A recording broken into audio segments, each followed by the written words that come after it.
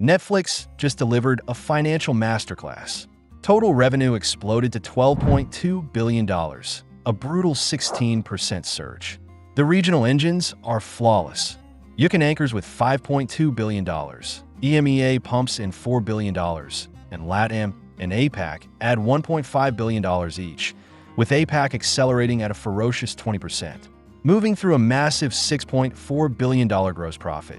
Disciplined costs leave $4 billion in core operating income. But the ultimate catalyst? A $2.8 billion Warner Bros. Windfall weaponized the bottom line, catapulting net income to $5.3 billion at a staggering 43% margin.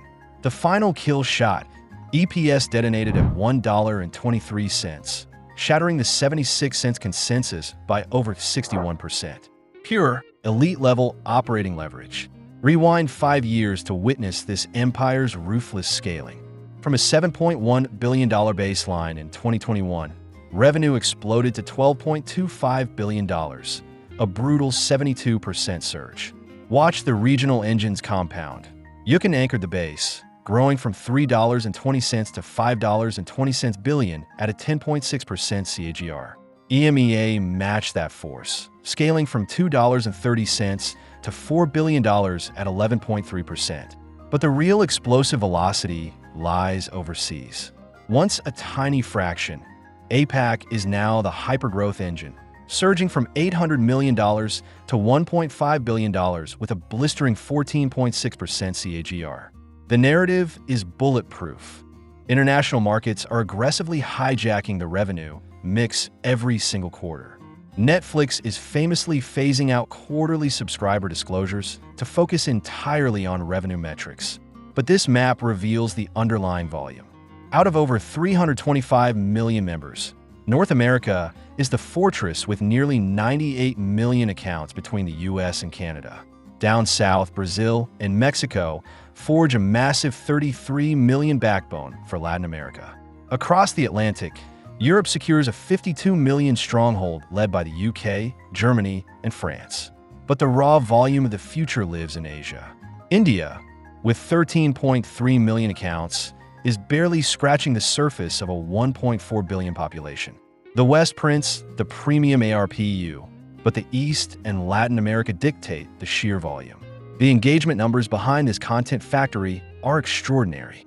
Bridgerton Season 4 delivered a savage 94 million views.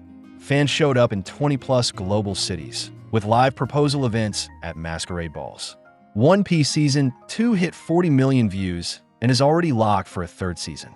On the live side, the World Baseball Classic in Japan drew 31.4 million viewers, the most watched event in Netflix Japan's history, and triggered the single largest sign-up day in that country's history. Even BTS, the comeback reached 18.4 million global viewers, ranking number 1 in 24 countries. Netflix's internal quality engagement metric hit an all-time high this quarter, and watch time held its trajectory despite competing directly with the Winter Olympics. 2 data points sum up the long runway. Netflix still holds just a 9.9% global broadband penetration and accounts for only about 5% of total TV view share worldwide. The pivot towards streaming is an irreversible torrent. Streaming share of US TV time has scaled a steep incline from 35.9% to nearly 48%, an absolute slaughter for traditional television. Netflix fiercely holds its ground, maintaining a stable market share between 7.5% and 9%, even as the overall streaming pie swells. The most formidable apex predator is YouTube, accelerating from 8.6% to 12.7%, directly challenging real user screen time. Meanwhile, Amazon Prime Video merely treads water in the 3.5% to 5% range. Disney Plus and Hulu, though present, have failed to engineer a similar breakout. The core takeaway here: Netflix isn't just defending its market share. They're driving absolute viewing hour growth on a user base that relentlessly expands quarter after quarter. This is the blueprint for Netflix to mutate into an entertainment superutility by 2030. On the advertising front, the ad-supported tier now violently captures over 60% of new signups.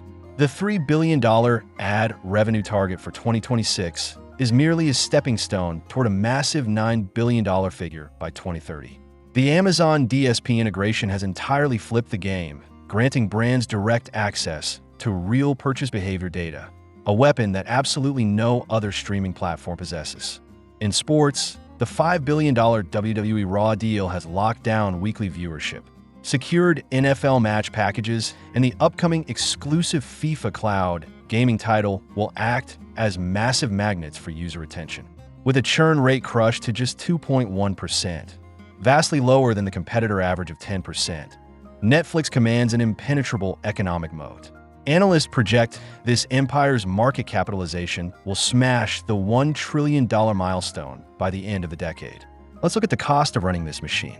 From a $1.6 billion baseline in 2022, total costs hit $2.4 billion today.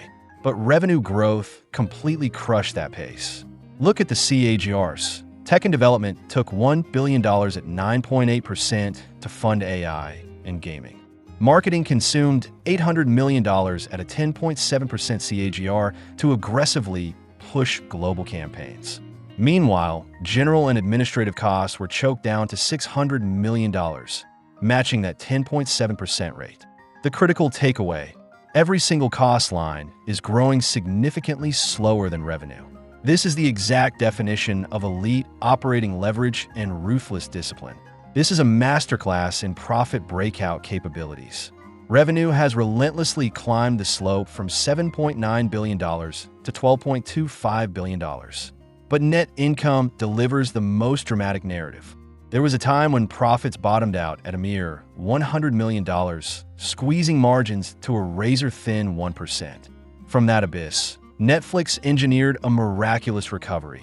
Margins hit 25% in early 2024, 27% in 2025, and have now violently spiked to 43%. Even though a portion of this figure stems from the $2.8 billion Warner Brothers compensation payout, core operating margins maintain a robust expansion trajectory.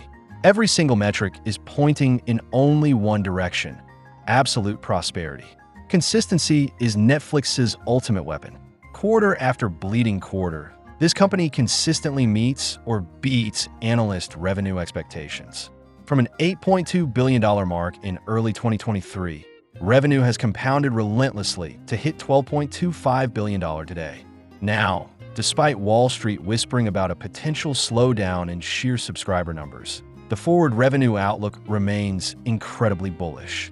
The market projects top-line revenue charging toward a massive $13.8 billion by early 2027. Why the massive optimism? Because Netflix has unlocked entirely new growth engines. They are aggressively scaling the ad-supported tier, pacing to double ad revenue to $3 billion this year, while weaponizing live sports and gaming to extract maximum value per user. They're ruthlessly squeezing more cash out of every single account. Non-GAAP earnings per share is where the current quarter's triumph obliterates the cautious future narrative. Back in early 2023, diluted non-GAAP EPS sat at a mere 29 cents. Today, it has detonated at $1.23, completely crushing the market's 76-cent consensus. Now, pay close attention. Because of fears around a cooling subscriber growth cycle, some analysts have recently lowered their future EPS targets. But that caution is a massive miscalculation. Netflix is actively pivoting from a subscriber growth story into a high-octane profit extraction machine.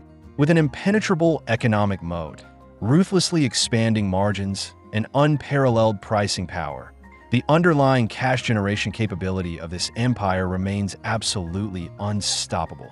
The financial trajectory is bulletproof. Finally, what is Wall Street's ultimate verdict?